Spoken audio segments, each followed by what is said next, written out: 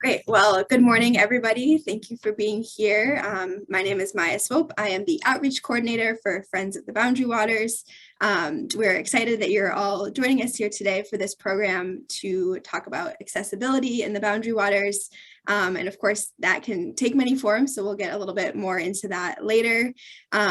Just for the purposes of this call, you should see closed captions at the bottom of your screen, and there also is an option to turn those on or off if you click on the CC button. If you have any questions throughout or comments, there is a chat function at the bottom of the screen. Feel free to put those in. And then we do have a separate Q&A question and answer box as well. So towards the end of the session here today, we'll have some specific time set aside for questions. So put any questions into the Q&A if you've got those. And that's kind of, the overall housekeeping stuff. If you have any technical issues, just shoot me a message in the chat and we can try to get that figured out. For anyone that's not familiar, I'm with Friends of the Boundary Waters. We are a nonprofit that's been around for more than 40 years, and we've really been working to celebrate the Boundary Waters, to protect the Boundary Waters, to educate around the Boundary Waters. And we're excited to partner with REI today to help kind of spread the word about that. REI has been a great partner to, share kind of what we've been doing in this Boundary Waters protection realm.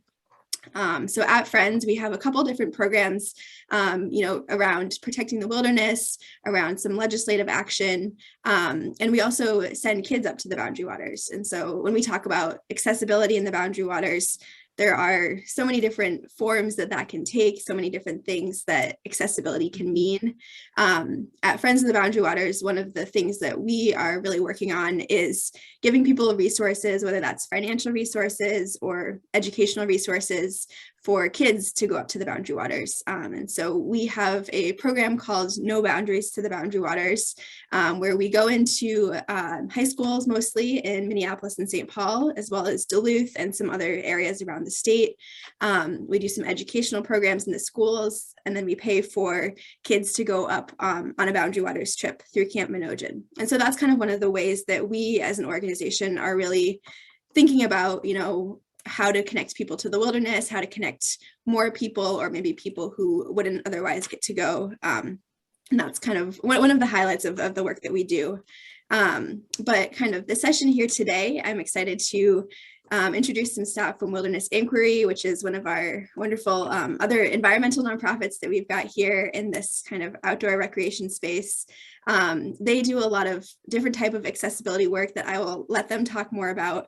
But I'm really excited to have them here today to teach us a little bit. So I will turn it over to Anne and Reese here.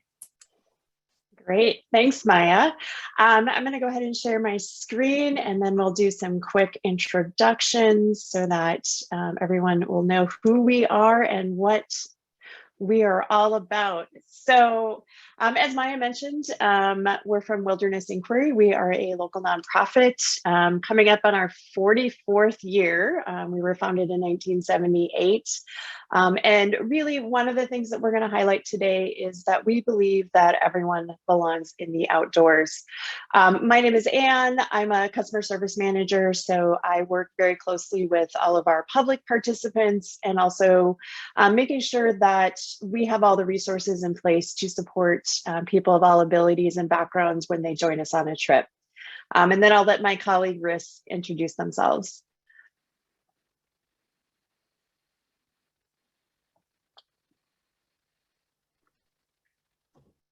Hello, this is Riss, and I'm a program coordinator.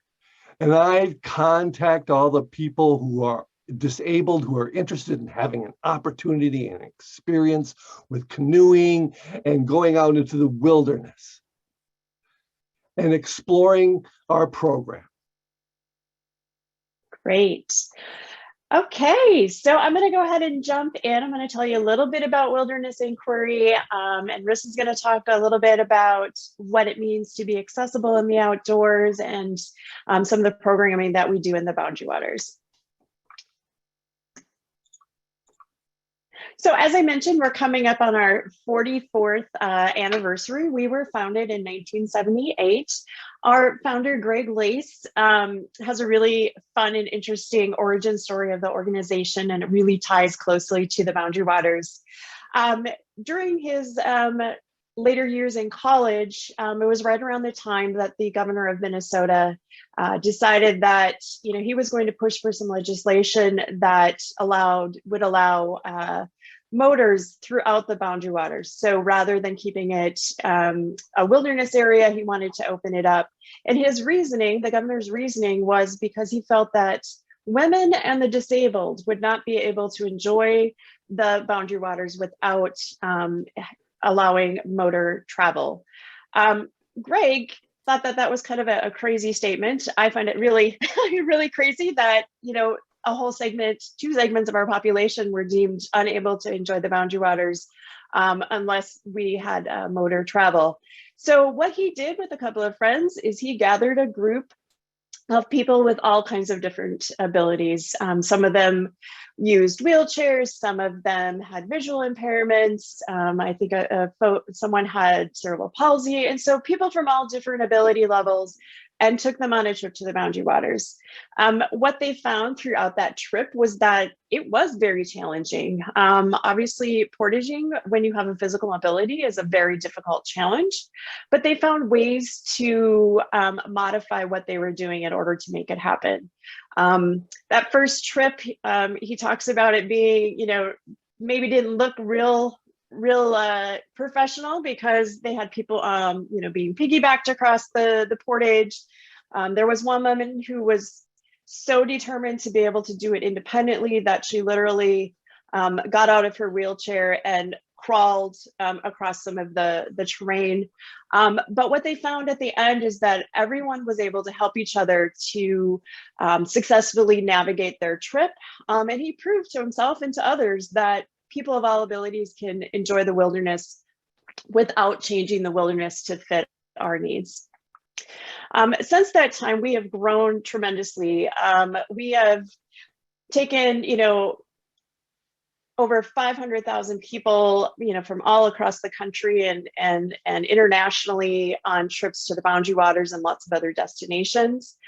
We are still located in the Twin Cities. In fact, we just moved to a new headquarters in St. Paul, and we work with lots of other organizations. So I know this summer, for instance, with Friends of the Boundary Waters, we are taking, I think, 3 groups of high school students to do a paddle adventure. And we love partnering with other organizations that have similar missions, and that is getting everyone outdoors. Our mission, which I kind of alluded to, is really all about connecting people together from all ages, all backgrounds and abilities. And what we really do is we want to make that connection, and we use the outdoors as our medium. So we feel that by going on trips together and experiencing the wilderness, it inspires personal growth, increases an awareness of the environment around you, and then also brings people together in community integration.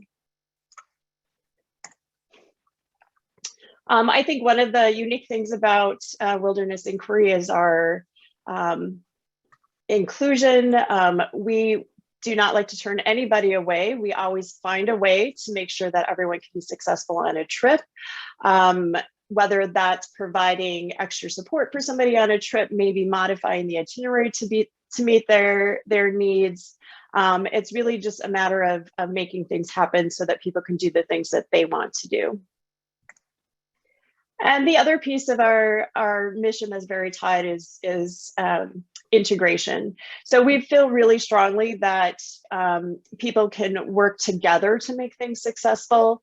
A lot of times we will have people joining us on trips, some with and without disabilities, and they're all working together, sharing their strengths. And as I mentioned, we go all over the world. And so, we're able to bring our mission to all of our destinations, whether that's, in our own backyard in the Boundary Waters or, going on a trip to Africa. And why is this important? the statistic is really telling. 26% of all of Americans have been identified as having a disability. So that's a really large, significant segment of our population. And so we really want to make sure that the outdoors is available for everyone, whether or not you have a disability. All right, I am going to turn it over to Riss now to talk a little bit about our philosophy around accessibility. All right, our philosophy at Wilderness Inquiry is access.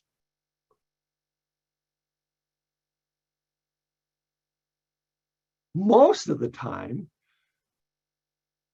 there is such limitations on what a person can do with a group of people. And why is that limit there? Because some states or parks or national parks, they don't allow people to use a wheelchair. There's no accessibility. They feel like it would damage the trail, or they have lots of reasons.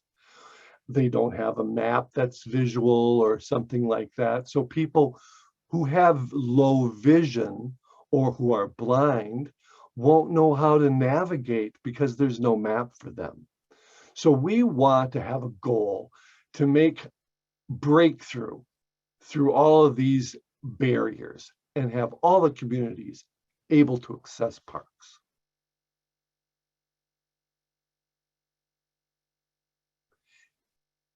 Individuals have different experiences all over the country. Everybody has their different ways. Some people prefer to start small, and just explore the outdoors until they start to get comfortable, and then they'll expand their experience. And that keeps happening. They keep expanding what they do. And then they get to see all these different environments. That's important. And it's good that they're able to touch the wild spaces, the trees, the flora and fauna, and have that visual, tactile experience. And be able to travel around with their group and explore the wilderness and have all these different opportunities. It's so important to have good relationships with people. That's natural. Because when you go out and you're going around camping and you start to talk with people and you realize you have a connection and you understand each other. And that is such an experience that develops self-confidence in the wild. The benefits of accessibility in the wilderness are so important for people. They get these benefits of having diverse experiences. Their personalities grow. And there's a lot of self-development that happens. Emotionally, physically, mentally, everything is affected. It's such a great benefit to be out in the woods and to really just be yourself and don't worry about everything. Just be in nature and not be judged.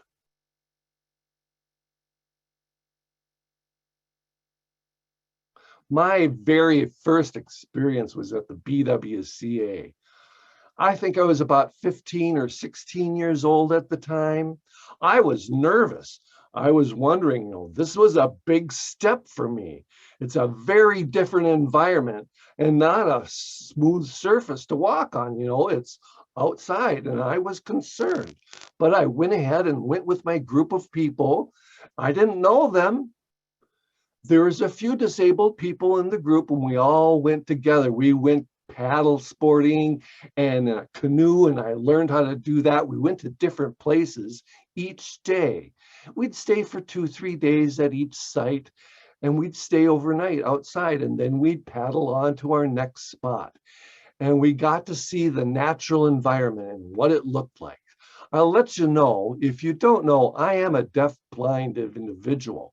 So we really had to get oriented and know where we were. Where was the bathroom? Where was the fireplace? Where were the tents? And when we got that all set up, then we were able to find out like, where's the kitchen and how we're going to cook with the fire, and everything got set up and we were ready. We went fishing and we had a dinner of fish that night.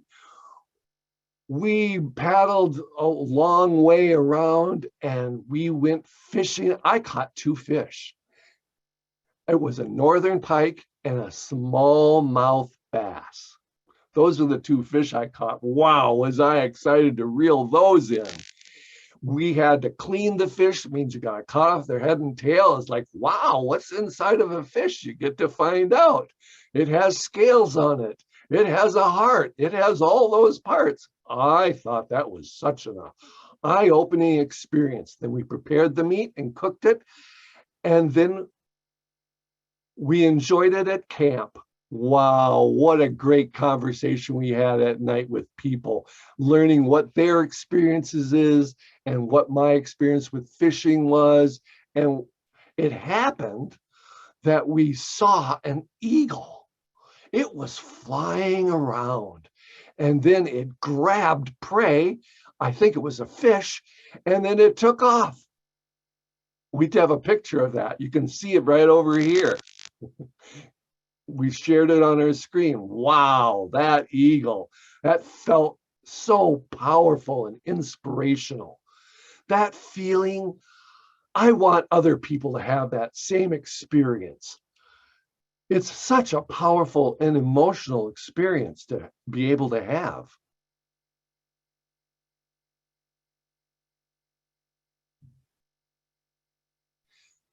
There are different adjustments that you have to make when a blind person goes camping or if they go paddling. And so there's like little supports that we have that help hold things, that help us to hold things, and so that we're more able to use the equipment. And so you can see some of the adaptive equipment we have here. At the beach, there's sand. So what are you going to do with a wheelchair and sand? Well, some people, you can see they have like a little plank that they could wheel on in order to get to their tent. So you have the tent set up, and then you have the ramp set up, and then you can just roll right up and get in your tent.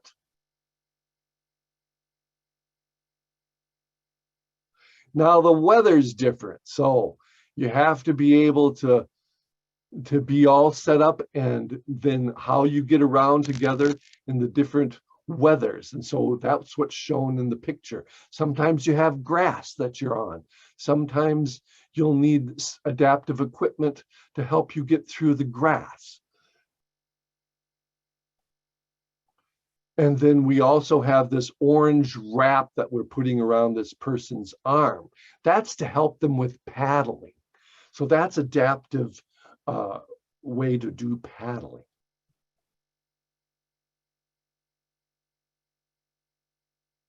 And here you can see people enjoying sitting outside and where they can wheel, and there's a trail there.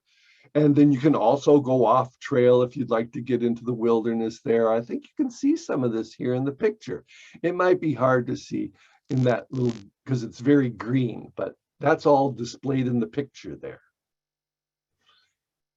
You know, some trails are bumpy. Some are hard packed, some are rough gravel. So, you know, you have to put things down sometimes to allow people to be able to navigate those trails.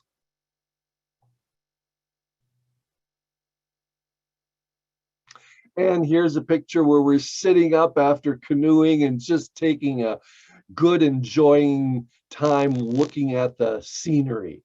Oh, paddling and causes me just to have a great big smile. You can see the smiles on our faces there. It's such an amazing place to go, and people can enjoy the experience of the wilderness and being out in nature.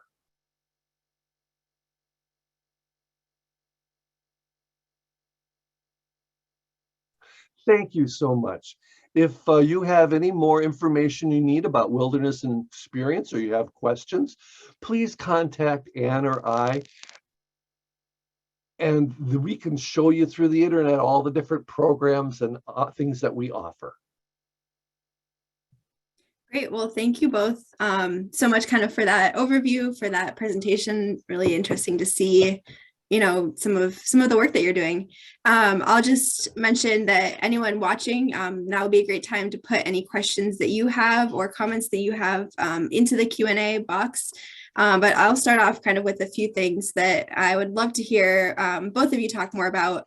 I guess I'm kind of just wondering, what you find to be the most challenging and the most rewarding aspects of, doing this type of work. Sure, I can start. I would say some of the most challenging pieces is just getting the word out. So letting people know that the possibilities are there, that if you have a disability, you don't have to, keep yourself from doing things that you want to do. So I would say communication is probably the biggest barrier for people.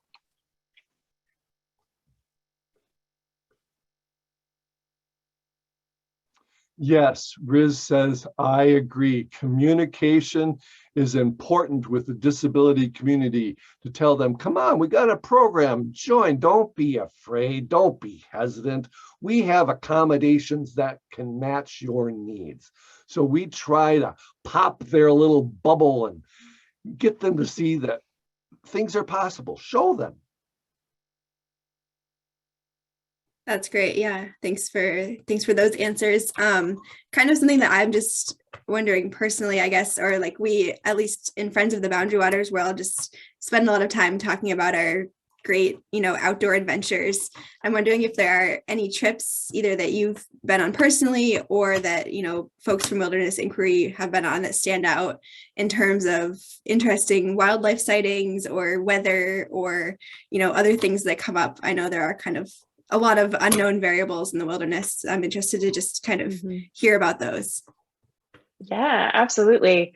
So I will just share, my husband and I have been going to the Boundary Waters for over 25 years. And when our children were young, we told them that they could join us when they turned 5. That was going to be like the magic age of when we thought that they'd be up for the challenge of going to the Boundary Waters. And so the first time that we took our son with us, the last night that we were in camp, and I mean, this kid had been running and playing and paddling and having so much fun. So he was out like a light every single night. But the very last night, I remember waking up in my tent at about 10 p.m., totally pitch black, and I could hear breathing outside of my tent, on both sides of my tent, actually. So I'm like, nudging my husband awake, like, I think there might be bears out there. And he's just looking at me like, well, what do we do? It's pitch black. What can we do? And I'm like, I think we just need to sit quietly and, keep our fingers crossed. I don't know that I want to go out of the tent and try to scare them away. So we listened for a while and we could hear the bears moving away from our tent and making their way down to where we had our food pack hung. And, there's obviously, you always hope that you can find the perfect bear tree. And we thought we had found the perfect bear tree. I mean, it was up high enough, out far enough. We're like, there's no way those bears are going to get our food. Next thing we could hear is one bear creeping up the trunk of the tree, pushing down the branch, and the other one pulling down the pack. And I just remember hearing it rip open. I could hear them eating. I could tell exactly what food they were eating by the noise it was making. And, this went on for probably half an hour, 45 minutes, and then they left. And I mean, this entire time I am wide awake. My son slept through the entire thing. And the next morning, we get out of our tent and we go and investigate. And it looked like just a trash heap. There was just, a mess all over the campsite. And my son's looking at me. He's like, what happened? And I'm like, we had bears in camp. So cool. He was like, that's amazing. I'm so excited. What's for breakfast? And I had to inform him the only thing we had left that wasn't eaten was, a little bag of flour. Luckily, it was our last day. We were planning to go out anyway. And I'm like, you know what? We're just going to have to pick up all the trash. We ended up using paracord to sew shut our backpack so that we could get everything out with us. And, it wasn't a long paddle out, but I swear my son acted like he hadn't eaten for days. He's late, in the middle of the canoe, leaning over the side, just like, I'm so hungry. So finally we get back to our vehicle, get him in, back in the car. And he's like, all right, there's got to be some food here. And we're like, no, we still have to drive back to town to get food. And so it was another 45 minutes of listening to a 5-year-old whine about not having any food. But he still remembers, he's 25 now, and he just, still remembers that the first time he went to the Boundary Waters, we had bears in camp. We found out later when we reported it to the rangers that these 2 bears had been making a circuit all summer to various campsites and knew exactly which bear trees people were using and had cracked the code for every single one of them. So, we didn't feel so bad that thinking that we hadn't hung our food properly. It was just these 2 bears were outsmarting us. So that's my long-winded story. Most memorable experience in the Boundary Waters. That's a wild story. Yeah, those were smart bears, I guess, so that they really had that all planned out. Riss, I'm curious if you have any wildlife or other types of stories. I know the eagle story was great. Or if you have other exciting experiences that you want to share. Well, I'm thinking about that. When I was in college, UMD, the class went to the BW to CA during the wintertime. And so we had to be creative and think about our own pack. What are we going to pack? We're going to have snow gear. We're going to have different things that we're going to need, like clothes, different camping items. How are we going to pack food? What kind of food? So we got that all figured out. And I had a belt that I had, and I was able to pull a sled, and I had snowshoes, and I had snow skis, stuff like that. So we went camping. Wow, what an experience to do winter camping. You have to dress for the weather. You kind of feel a little bigger wearing all those clothes, and then you have to go walking through the wilderness. And I had a hammock in the woods, and that, I was able to lay in the hammock, and that was really comfortable. And I enjoyed laying in my hammock during the winter, camping in the wilderness. That must have been quite cold. I can't imagine being, in a hammock in the winter.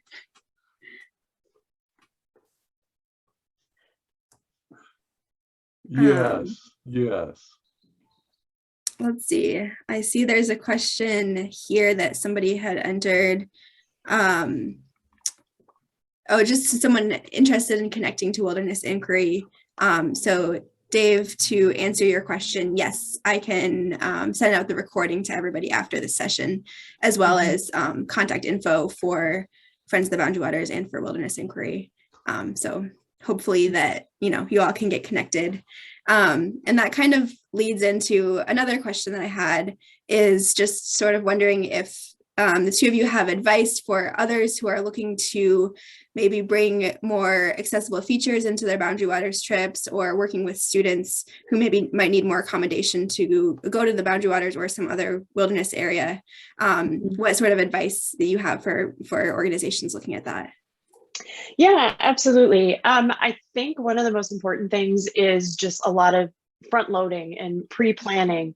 One thing that we do when we have a group that are going to be joining us on a trip is we look at kind of the group mix. We look at what are the different abilities that people have and what accommodations they might need. And then we're really selective about which route we select. And we try to find routes that have a lot of flexibility in them. So, if you're going in and you discover day one that it's maybe not a great fit for somebody, maybe turn it into go in a little ways, turn it into a base camp and do some day trips from there. Or, going into it, if you think you're going to be able to do a couple long portages, try to find a route that has some shorter options as well. So, building in that flexibility ahead of time is really important. The other piece, and this is something that I do a lot of, is just, communicating with somebody who is coming on a trip and asking them specifically what their needs are. So often we make assumptions based on what a condition that somebody has, and it is different for every single person.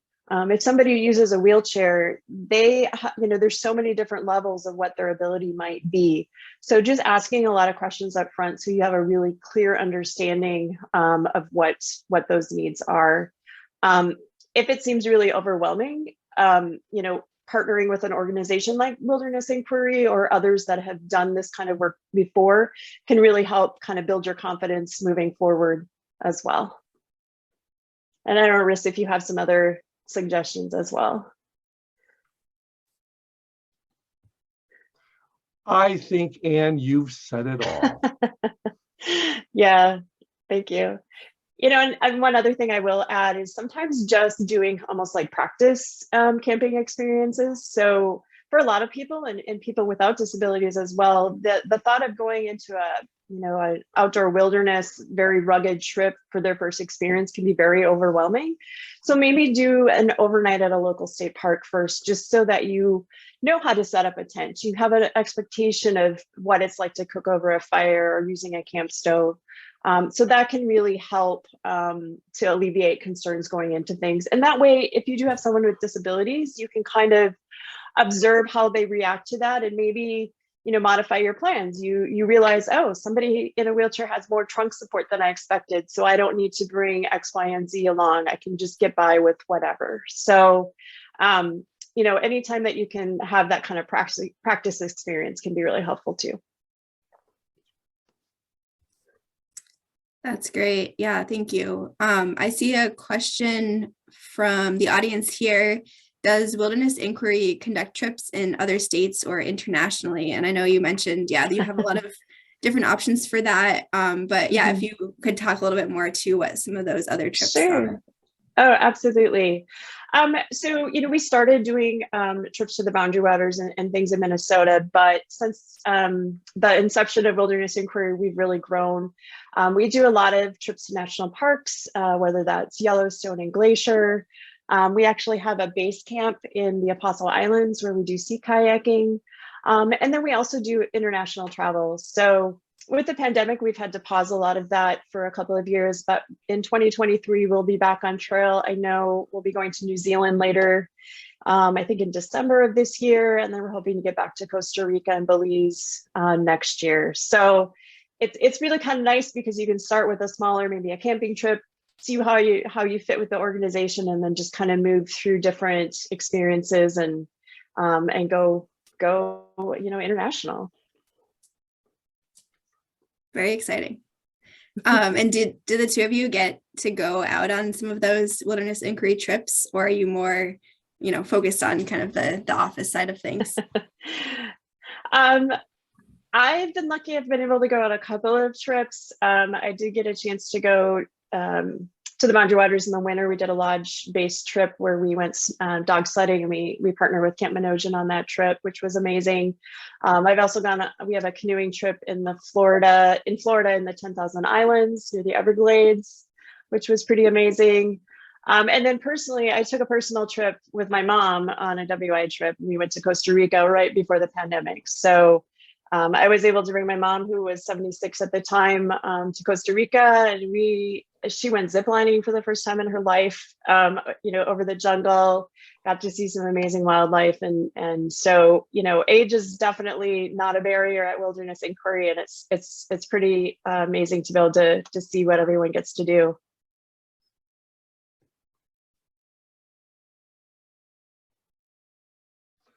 Chris says, yes, Wilderness Experience goes to BWCA and also goes to islands, 10,000. And I have joined on several trips. I'd like to do that. I'll do that in the future. Yeah, so both Riss and I primarily work in the office, but we're always trying to find ways to insert ourselves in trips. Like, oh, I think we need some extra support on that trip. I'll go. But we have a really great network of volunteers. I should say as well that we'll go on trail as trip assistants or personal care attendants. So if somebody is traveling with us who has a disability and doesn't have a support person in their life, we're able to help them out, and we have volunteers that have great experience to be able to support them. That actually goes right into a question that somebody had asked. Do you have internships or other opportunities available for college students or others who want to kind of get more experience in this or help out? How would they get involved? Oh, absolutely. Yeah, so we do have an internship program. We also are launching a new fellowship program this summer. Our programs are really geared towards getting our students out on trail and learning what it means to support people in the wilderness, and also getting a chance to see the organization side of things as well, whether that's working in the office on projects or helping in our warehouse, getting out on a day trip experience locally and helping youth learn how to canoe, maybe on the Mississippi River. So yeah, it's a really robust program. I know that there are applications on our website, so feel free to pass along that information to any college students in your life. I know we're always looking for some good folks to join us.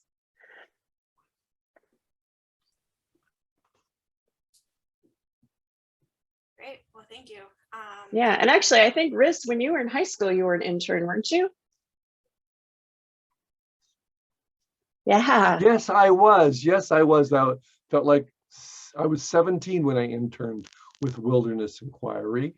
I worked in the office and I helped with the kitchen and I helped with the food for trips and trying to make sure we had plenty of food, but not too much. You don't want to starve when you're out on a trip. So we got to get that all. And then we had budgets that we needed to order food. We needed fruits, vegetables, meats. We needed to be able to have the food fresh so it was good for the trip. So stuff like that. So you've been really involved then in Wilderness Inquiry for a number of years now. Yes, I have. Since high school, I volunteered a lot for Wilderness Inquiry. I did an internship. I love Wilderness Inquiry. I love their mission and their goal. I feel it really is a good match for me. It's how I feel. Yes, we can be involved. We can be in the wilderness. And I like encouraging people to get that experience. It's a very rich experience for anyone. That's great. Yeah, I see another question that just came in. Somebody says, very general question here. Are you seeing more attendees with what they're calling subtle disabilities, for example, veterans with PTSD or anxiety-related issues, things like that? Yeah, absolutely. And we take all of those, when someone indicates that they have a disability, we take all of those very seriously. There's lots of ways that you can ease somebody's concerns. For instance, if they have anxiety, it could be as simple as just making sure that they, in their pre-trip communication, have all of their questions answered so they're able to anticipate what to expect when they're on the trip. Our guides are also trained to, for instance, here's the schedule for the day. If things don't go as planned, this will be plan B, being really verbal and explaining what the plans are, which can help ease anxiety for someone as well. This summer, we're really excited. We are partnering with the Disabled American Veterans of Minnesota on some trips. And I know a lot of their participants have PTSD. And, a lot of times what we've found is people with that condition being able to unplug from their normal lives and being out in the wilderness can be very therapeutic. So again, as there's anxiety, we're able to address those things, but sometimes just being unplugged is really the key to helping ease concerns.